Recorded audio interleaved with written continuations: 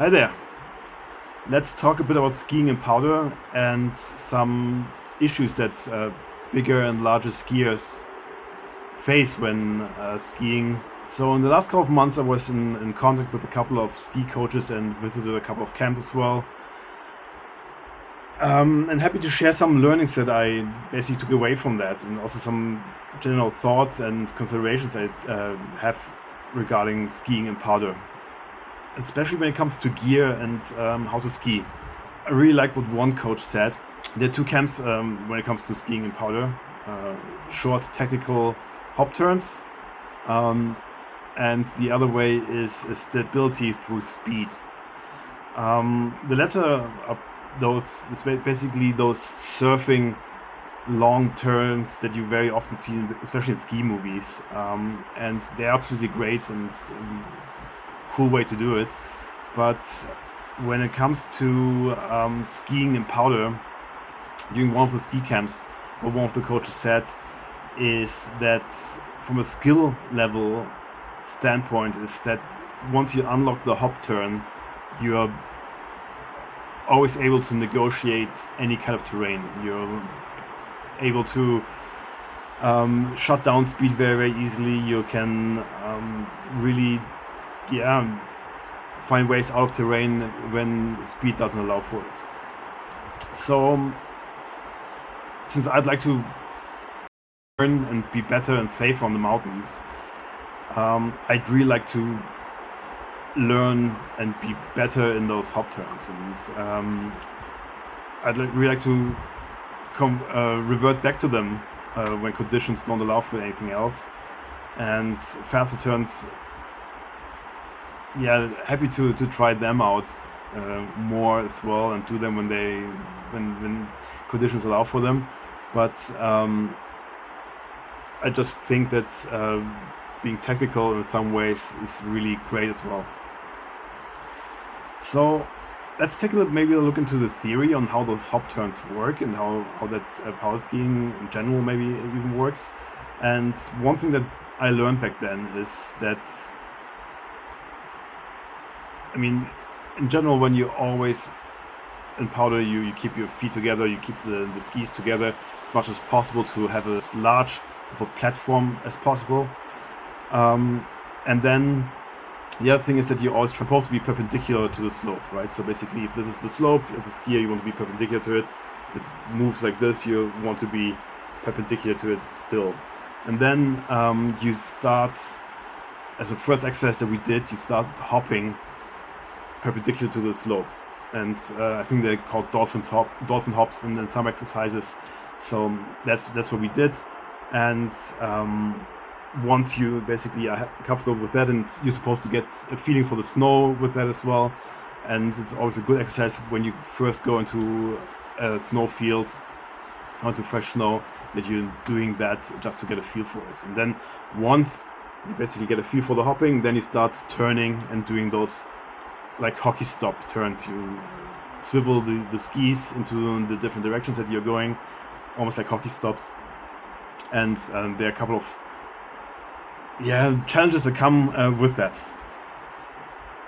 When you're being perpendicular, you don't want to lean too much forward because you don't want to have the skis sink in too much. And that's why you normally have wider skis, right? That's one of the thoughts as well. And you don't want to do the opposite. You don't want to be too much in the back seat, because that comes with two issues as well, and I'm going to go into that in a bit as well because I faced them. Because that's basically the theory of doing those turns.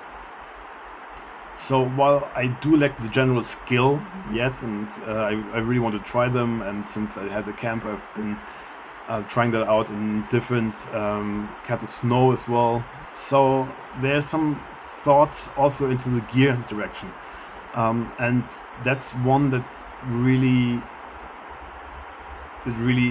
concerns me quite a lot, because again, I'm a bigger, heavier skier, and at the moment I am skiing on a Salomon QST 98 in 189 centimeters, so quite long ski. On the other hand, it does have quite a lot of rocker, so the actual skiing length is obviously shorter. And they, in 98, so just under or around 100 millimeter underfoot, is considered okay for skiing and powder. And also, of course, rocker is supposed to support that as well, because the rocker you get a little bit more float. However, during the camp, which I mentioned, we had about 50 centimeters of fresh powder. So for anybody who isn't familiar with the metric system, that's about knee deep. And I wasn't able to find the right balance of the skiing perpendicular. When I was leaning a little bit too much forward, my skis sank in very quickly, and basically I fell. I actually had a release once where I was ejected out of both bindings and did a tumble. Interesting enough, that's very similar to what happened to me on the slope when I hurt my shoulder. And when I did that on the slope, I landed on my shoulder and dislocated it. In powder, it had less consequences, but still, I'm questioning a little bit my bindings as well, because I always feel that they release a little bit too early. So, because I had those releases and the skis sunk in too much, I ended up skiing a bit too much in the backseat, and that came with two other challenges. First of all, my quads started burning like hell. They really burned, and I felt really exhausted very quickly. I've got a lot of weight, and I do have large legs, and I think getting them engaged that much really drained energy more than I thought.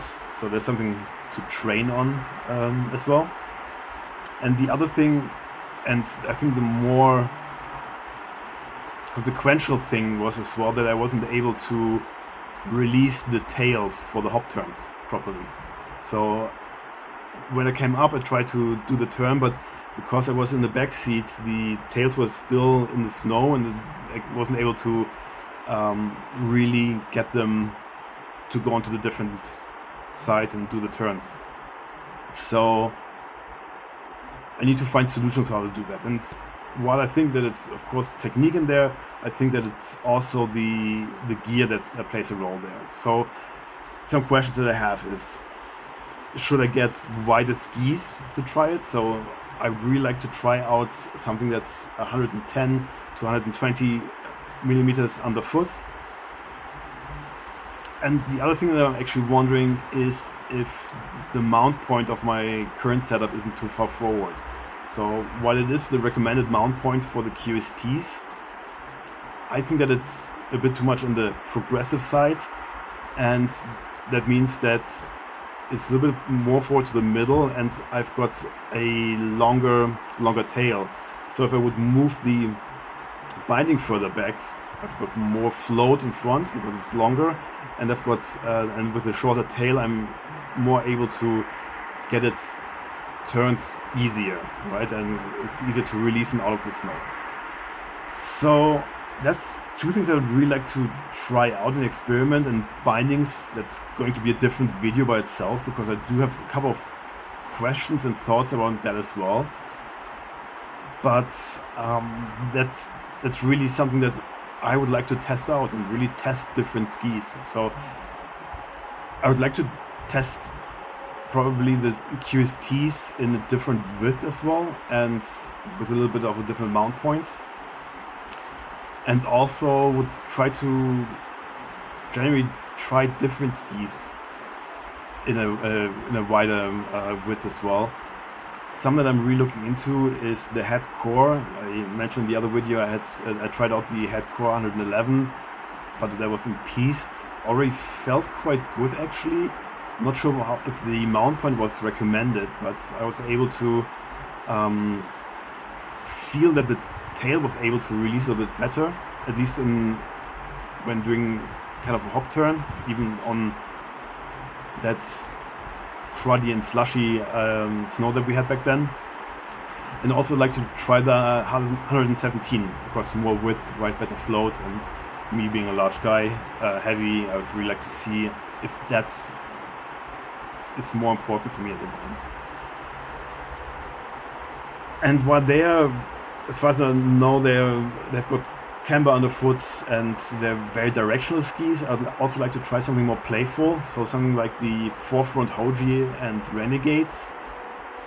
And they're quite interesting because they are supposed to be more into the playful area, and also the Hoji is supposed to be a good 50-50 ski, so maybe it makes sense to get a touring setup with that as well. Again, that's a totally different topic when it comes to the setup and the bindings, but something that I'm already thinking about as well. Other skis I'd like to try out from a playful standpoint is the Atomic Bend 120 and the Candide AK 121, but on the other hand, Candide skis super interesting, supposed to be playful, but then if you think about Candide, he's the total opposite of me, right? He's a very skillful skier, obviously. He's probably the best skier on the planet, and he's also very small and light.